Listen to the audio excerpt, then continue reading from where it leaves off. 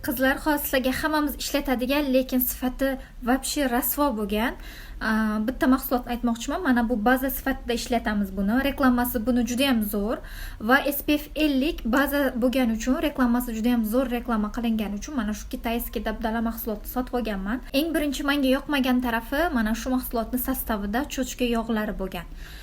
Bu cho'chqa yog'laridan tayyorlangan. To'g'ri, birinchi surgan paytingizda yuzingizni yaltillatadi, chiroyli qilib qo'yadi. Lekin yuzingizni yuvib tashlagandan keyin, kuni bilan u yuz bilan yurasiz, yuzingizni yuvib tashlaganingizdan keyin yuzingizdagi barcha ajinlaringizni, hamma mayda ajinlaringizni ko'paytirib beradi va yuzingizga shunday dog' tushirar ekan. Agar kimda bu narsa bo'ladigan bo'lsa, buni umuman ishlatmanglar. Buni puliga to'g'ri arzon kelyapti, juda ham arzon, chunki Kitaylarning mahsuloti. Buni puliga yaxshiroq, yuzingizga sifatliroq, halol mahsulot olinglar. Buni ishlatib yurib shuncha qilgan o'qitim bir tiyin bo'lgandan keyin mana shu mahsulotdan voz kechdim. Sraz 2 marta ishlatganimdan keyin уже bu mahsulotni umuman olmayman, ishlatmayman deb o'zimga so'z berdim.